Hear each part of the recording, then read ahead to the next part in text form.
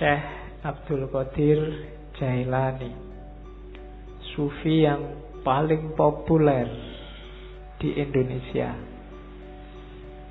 di anak benua India khususnya. Mungkin teman-teman yang di kampung-kampung, mungkin juga sampai hari ini masih ada tradisi manakib atau manakiban. Manakiban itu membaca riwayat hidupnya beliau Syekh Abdul Qadir Jailani. Sebenarnya memang masuknya Syekh Abdul Qadir Jailani lewat thariqatnya, namanya thariqat Qadiriyah. Tapi uniknya di Indonesia itu manakiban itu tidak cuma untuk ahli thariqah Qadiriyah, biasanya di kampung-kampung oleh kiainya ya semua ikut. Pokoknya manakiban. Meskipun hari ini banyak yang nyinyir terhadap manakib. Ada yang bilang bid'ah lah, ada yang bilang banyak hurufatnya lah, macam-macam. Biarlah yang nyinyir dengan kenyinyirannya. Kalau dibantah ya mudah gegeran. Manakib itu kan dari akar kata mangkobah. Mangkobah itu cerita tentang kebaikan atau kesolehan seseorang. Jadi manakib itu hanya untuk orang-orang baik. Tidak mungkin ada manakib Abu Jahal, itu tidak ada.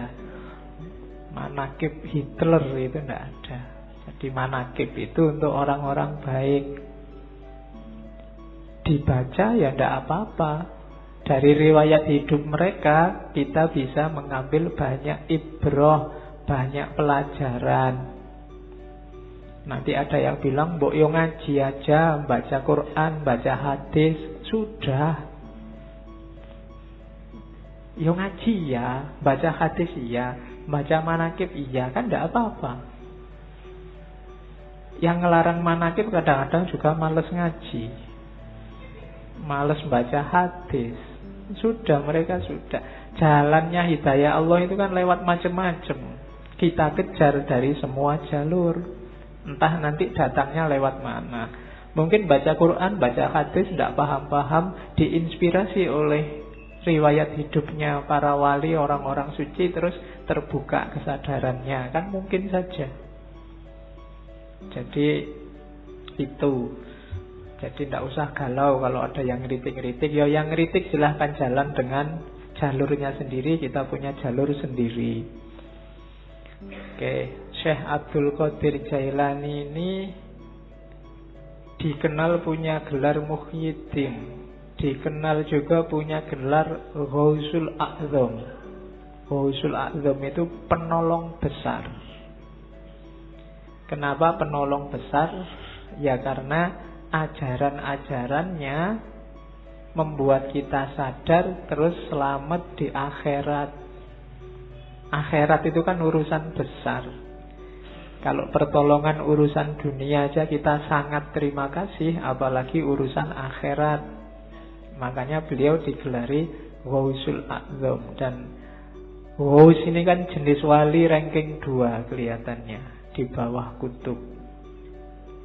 Jadi beliau wali besar. Nanti ada cerita seorang sufi hampir 2 abad sebelum Syekh Abdul Qadir Jailani yang sudah meramalkan bahwa besok ada wali namanya Abdul Qadir yang lebih besar dari hampir semua wali. Wali ini namanya Junaid. Jadi Syekh Junaid ini satu ketika waktu pengajian kayak gini tiba-tiba ekstase terus teriak-teriak.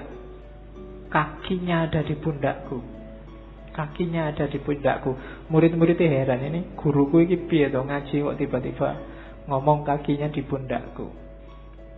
Ternyata setelah ditanya, apa toh guru maksudnya? Oh enggak, tadi aku dapat penglihatan bahwa besok akan ada wali besar namanya Abdul Qadir. Dan kakinya ada di atas pundak semua wali. Nah, itu ceritanya Junaid. Dan beliau Syekh Abdul Qadir Jailani ini masih apa ya, kalau di Indonesia disebut Habib mungkin ya. Karena ayahnya keturunan Hasan, ibunya keturunan Husain. Jadi 2 jalur. Dia termasuk Hasaniyin dan Husainiyin. Oh itu wis berarti masuk Ahlul Bait. Ini Habibnya Habib berarti double. Iya, cuma tidak pakai gelar Habib ya, nggak pakai Habib Abdul Qadir, enggak. Dia pakai, orang menyebutnya Syekh. Syekh ini gelar universal. Di Arab semua orang tua juga akan dipanggil Syekh.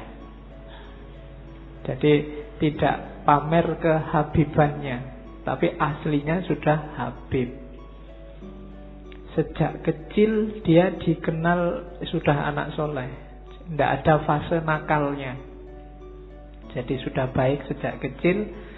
Kan ada cerita sangat terkenal waktu dia masih sangat muda, umur belasan tahun, pingin nyari ilmu ke Baghdad. Ibunya yang janda saat itu susah melepas anak ini, masih sangat kecil. Akhirnya terpaksa dititipkan kafilah, dikasih sangu uang 80 keping uang, ditaruh, dijahit di bajunya. Pesannya ibunya, sudahlah kamu berangkatlah cari ilmu, syaratnya satu, jangan bohong pada siapapun tentang apapun. Dan di tengah jalan ternyata dirampok kafilah ini, semua barang-barangnya diambil. Tidak ada yang nganggep si Abdul Qadir ini, sampai kemudian ada perampok yang tanya, kamu punya harta apa? Masih kecil.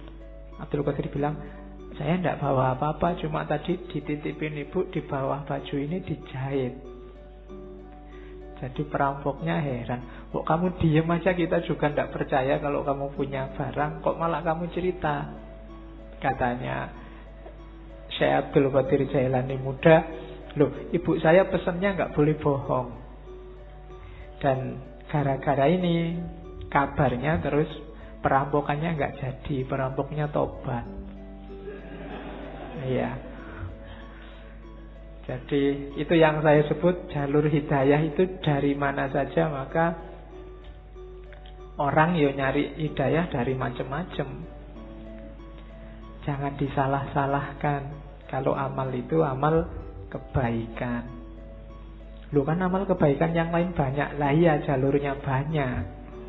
Ya yang lain juga dilakukan macam-macam. Nanti dari salah satunya mungkin akan datang hidayahnya Allah. Nanti Syekh Abdul Qadir ini ada cerita waktu di Baghdad pingin daftar ke universitasnya Ghazali, Madrasah Nizamiyah, tapi nggak diterima. Ya mungkin ya kayak kalian mungkin ngelamar di kampus mana, UGM apa mana, terus ditolak. Nggak apa-apa, nggak usah galau. Syekh Abdul Qadir Jailani juga nggak diterima kok awalnya. Dari situ terus dia nyari guru-guru yang lain. Banyak gurunya, orang-orang suci, orang-orang terkenal.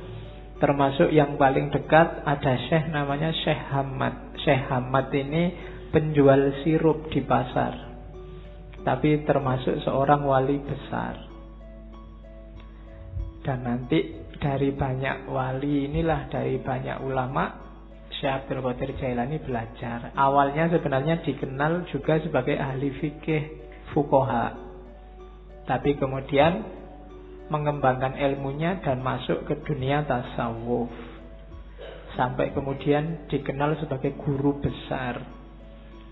Ceritanya satu ketika sebenarnya dia tidak pingin ceramah-ceramah, ngajar-ngajar itu, tapi ceritanya Syekh Abdul Qadir sendiri, tiba-tiba ada dorongan kuat sekali dari dirinya untuk ngomong. Akhirnya kalau hari ini kultum lah dia, dengan audien paling ya orang sekitarnya, termasuk yang ada di masjid. Begitu dia ngomong ceramah, banyak orang yang terpengaruh. Besoknya masjidnya penuh, besoknya lagi luber sampai halaman, besoknya lagi sampai sealun-alun kota, besoknya lagi orang satu kota. Sampai ceritanya si Abdul Qadir kalau ceramah biar kelihatan naik ke menaranya masjid. Jadi Ya karena audiennya orang babat, orang soleh-soleh. Kalau di Indonesia ya susah. Kamu ceramah sampai capek ya, yang datang ya paling berapa. Zaman itu. Dan beliau dikenal kemudian sebagai wali besar dengan segala cerita. Kalau di kitab-kitab manaqib itu kan banyak cerita-cerita karomahnya. Itu yang sering dikritik oleh orang yang tidak suka manaqib. Di situ banyak cerita yang tidak masuk akal. Ya jawabannya gampang lah, namanya aja karomah. Definisinya yang khawarikul adat mesti. Ya pasti tidak masuk akal. Kalau masuk akal namanya bukan karomah. Kalau ndak aneh ya namanya bukan karomah. Itu kan sebagai bukti antara lain untuk menguatkan kewaliannya. Sama kayak Nabi dengan mukjizat. Mukjizat ya pasti nggak masuk akal. Untuk Nabi namanya mukjizat, untuk wali namanya karomah. Jadi kalau ada orang mengkritik, di situ banyak peristiwa yang ndak masuk akal. Lah iya, makanya namanya karomah. Kalau masuk akal namanya peristiwa biasa.